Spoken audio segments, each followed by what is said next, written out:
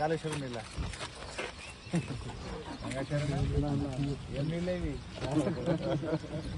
కాళేశ్వరం నీళ్ళే రాలేనట్టుగా ఇది కాళేశ్వరం నీళ్ళు కావా ఏప్రిల్ నెలలో ఏమైనా వాన పడ్డదా వర్షం నీళ్ళు ఇవి పక్కా ఇవి కాళేశ్వరం నీళ్ళు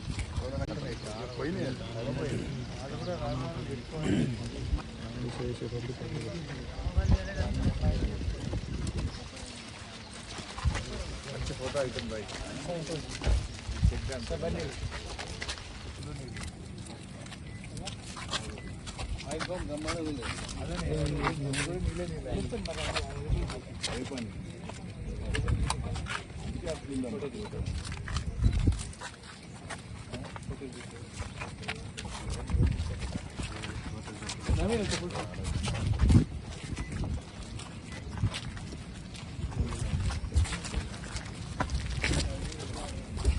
బీమా డబ్బులు దాదాపు 3 నెలల నుంచి కూడా రైతులకు రావడం లేదు. చాలా మంది చనిపోయినటువంటి రైతులు ఆఫీసుల చుట్టూ తిరిగి ఇబ్బంది పడతా ఉన్నారు.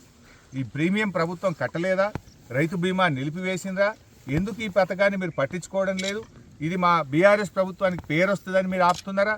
తక్షణమే దీన్ని రివ్యూ చేసి చనిపోయిన రైతులకు రైతు బీమా నిధులు విడుదల చేయాలని చెప్పి కూడా నేను ప్రభుత్వాన్ని డిమాండ్ చేస్తూ ఉన్నాను.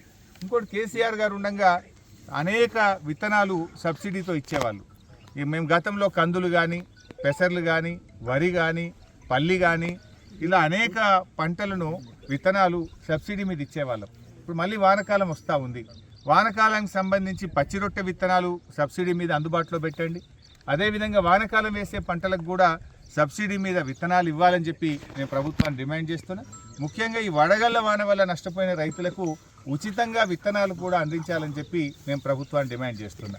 ఇన్పుట్ సబ్సిడీతో పాటు ఈ వడగళ్ల వాన వల్ల నష్టపోయిన రైతులందరికీ కూడా వచ్చే వానకాలానికి ఉచితంగా విత్తనాలు కూడా వాళ్ళు ఏ పంట పెట్టుకుంటామంటే ఆ పంటకు విత్తనాలు కూడా అందించాలని కోరుతా ఉన్నాం.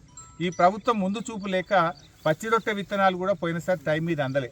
ఇప్పటికైనా ప్రభుత్వం చొరవ చూపి పచ్చి రొట్టె విత్తనాలను కూడా సకాలంలో అన్ని మండలాల్లో అందుబాటులో పెట్టి రైతులకు అందించాలని, అదేవిధంగా రైతులకు పూర్తి స్థాయి రైతు బంధు డబ్బులు వేయాలని, రుణమాఫీ సంపూర్ణంగా చేయాలని, అదేవిధంగా నష్టపోయిన రైతులకు ఇన్పుట్ సబ్సిడీ అందించాలని కోరుతున్నాం. ముఖ్యంగా ఆ రోజు కౌలు రైతులని కాంగ్రెస్ పార్టీ బాగా అల్లరి చేసింది. మరి ఈరోజు కౌలు రైతుల గురించి ఎందుకు స్పందిస్తలేరు? మేము కౌలు రైతులకు రైతు బంధు ఇస్తాం, రైతుకు రైతు బంధు ఇస్తాం, ఇద్దరికి ఇస్తామని మాట్లాడారు. మరి ఇవాళ ఎందుకు మాట్లాడతలేరు కౌలు రైతుల గురించి? ఇవాళ నేను ఈ గ్రామంలో ఇప్పుడు తిరుగుతూ ఉంటే రాజగోపాల్పేటలో చాలామంది మేము కౌలుకు పట్టుకున్నాము, మాకు రైతు బంధు పైసలు రైతుకే పడ్డాయి, ఇప్పుడు పంట నష్టం కూడా మళ్ళీ రైతుకే వేస్తే మా పరిస్థితి ఏంది అని వాళ్ళు కన్నీళ్లు పెట్టుకుంటున్న పరిస్థితి ఉంది. ప్రభుత్వం చొరవ చూపి ఎక్కడైతే కౌలుకు పట్టుకొని పంట నష్టం జరిగిందో అక్కడ కౌలు రైతులకు ఇన్పుట్ సబ్సిడీ డబ్బులు చెల్లించాలని చెప్పి కూడా నేను ప్రభుత్వాన్ని డిమాండ్ చేస్తూ ఉన్నా. ఎందుకంటే పాపం వాళ్ళకి 2 రకాల నష్టమైంది. అటు రైతు బంధు రాక, ఇటు ఇన్పుట్ సబ్సిడీ రాకపోతే రెండింటికి జడ్డ రేవడైపోతుంది కౌలు రైతుల పరిస్థితి. మరి ఆనాడు పెద్ద మాటలు మాట్లాడండి ఇదే రేవంత్ రెడ్డి, ఇదే బట్టి విక్రమార్క, కౌలు రైతులకు మేము ఇది చేస్తాం అది చేస్తామని మాట్లాడి ఏం చేసింది? ఏడాది అర్థమైంది మీ గవర్నమెంట్ వచ్చి. ఈ రోజు వరకు కౌలు రైతులకు ఎక్కడన్నా పైసా సాయం జరిగిందా? రైతు బీమా వచ్చిందా? రైతు బంధు వచ్చిందా? ఇన్పుట్ సబ్సిడీ ఇచ్చిందా? అంటే ప్రతిపక్షంలో ఒక మాట, అధికారంలో ఒక మాట మాట్లాడతారా?